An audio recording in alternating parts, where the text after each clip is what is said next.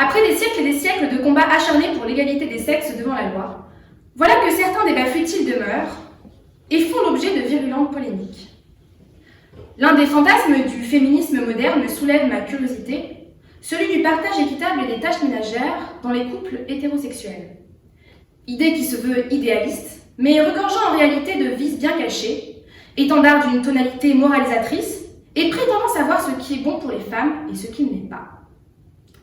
Dénigrant au passage le travail considérable qu'est celui de faire le ménage, en persistant à le ranger au rang de corvée insoutenable, dégradante et signe de soumission. Idée qui, par ailleurs, il me semble, rabaisse les hommes et femmes au foyer qui ont pour leur part fait le choix personnel de l'inégale répartition des tâches ménagères, puisque décidant de prendre en charge celle-ci et d'abandonner toute vie professionnelle. La réalité, tout le monde la connaît. Les femmes, dans une majorité imposante, font le ménage. Il pourrait bien s'agir d'un commentaire machiste et plus ou moins déroutant que d'affirmer que l'expression « femme de ménage » est un pléonasme. C'est pourtant une réalité, au moins une généralité. Les faits ne peuvent faire l'objet de débats, mais la nuance que je souhaite soulever n'est pas ici.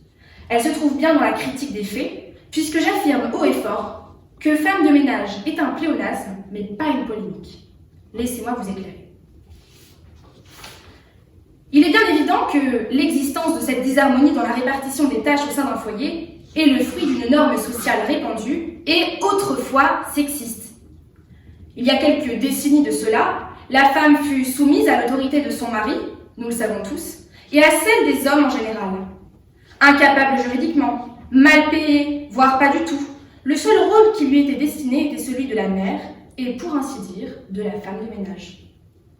Sous l'emprise d'une société sexiste, cette tâche qu'elle remplissait reflétait alors volontiers sa soumission aux hommes, et là, et seulement et uniquement ici, fut la légitime polémique.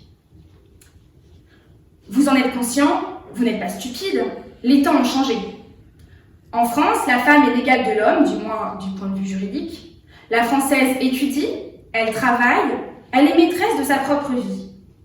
Mais pourtant, les statistiques en turlupinent certains. Car, ô scandale, ô infamie, elle fait le ménage. Comment la femme continue d'être soumise, réduite au rôle de la main qui balaye, de celle qui frotte le sol, privée de sa liberté, condamnée. Voilà un discours bien absurde, je dirais même rétrograde, qui continue de penser que faire le ménage, c'est être soumise. Certes, la norme sociale est restée ancrée dans notre société, influant les habitudes au sein des foyers, mais non. Elle ne devrait plus faire polémique. Si madame n'a pas envie de faire le ménage, grand bien lui fasse. Ce n'est pas pour autant qu'il existe une seule issue pour elle d'exister. Désolée. Si madame répond positif à une norme sociale établie, elle ne devrait pas être considérée comme une pauvre demoiselle obéissante et réduite en moins que rien. À tous mes détracteurs, je dirais que la polémique est autre part. Votre combat n'a ni queue ni tête. Si les femmes sont celles qui font majoritairement le ménage, ça ne signifie pas qu'elles sont en détresse. Ce sont d'autres qui ont besoin de votre aide. Des femmes battues, racisées, voilées, exclues, humiliées, vendues, charcutées et excisées. Celles-ci méritent toute votre attention. Et se battre pour elles ne sera jamais vain. Je vous le garantis.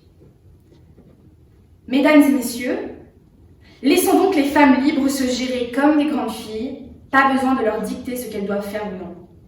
Retenez une chose de mon discours. Femme de ménage est un pléonasme réel, mais une polémique complètement dépassée.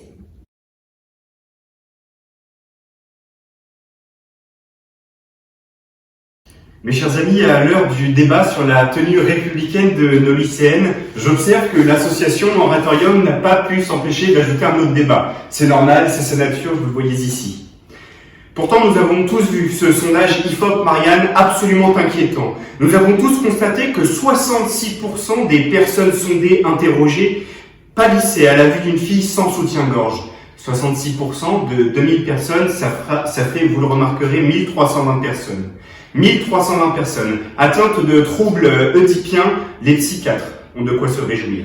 Et malgré cela, nous nous retrouvons quand même ce soir à l'Oratorium pour se poser cette question essentielle dans notre débat démocratique. Femme de ménage, polémique, point d'interrogation. Mes chers amis, la réponse se fait en un mot, évidemment. Elle se fait en une langue, la langue administrative, technicienne de surface. Elle se fait en une musique, Girls Run the World. Elle se fait en un exemple, Angela Merkel. Et elle se fait en un objet, la baguette. Cette même baguette avec laquelle les femmes mènent le monde. Et oui, aspirateurs, serpillères sont remisés au placard. Cendrillon, déjà depuis les années 80, c'est pianoté sur la gamme qui va du grand sourire aux larmes. Et on embrasse Michel Sardou. Un jour, mon prince viendra, c'est fini. Vous avez eu la chance de m'entendre chanter, mais c'est la dernière fois que vous m'entendrez le dire, parce que c'est fini. Et oui, la femme de ménage aussi.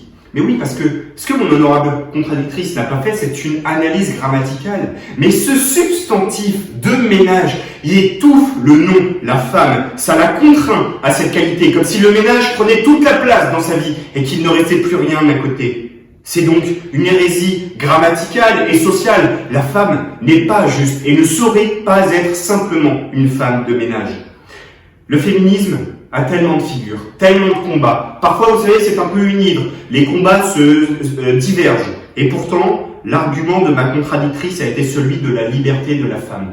Femme de ménage, si elle le veut. C'est pas mal, d'un point de vue hygiénique déjà. Ça permettra aux femmes féministes de faire le ménage dans leur appartement. Mais il y a une chose qu'il ne faut pas oublier. La disharmonie de cette répartition des rôles, de cette répartition des tâches dans les couples, homosexuels, hétérosexuels, c'est exactement pareil, c'est imposé aux femmes. Et c'est en cela qu'il doit y avoir un vrai combat. Parfois, les femmes de ménage, elles n'ont pas vraiment eu ce choix. C'est un choix social, prédestiné, parce que parfois elles n'ont pas pu faire ces études. Et justement, c'est en révisant ces inégalités sociales que nous arriverons à faire une société plus juste, où la femme sera femme de ménage, si elle le veut. Alors si, ma contradictrice disait que non, mais il y a bien une polémique. Et cette polémique, nous devons la tenir dans l'éducation. En éduquant les femmes, nous leur permettrons d'être femmes de ménage si elles le veulent. Mais nous leur permettrons aussi de faire absolument ce qu'elles veulent.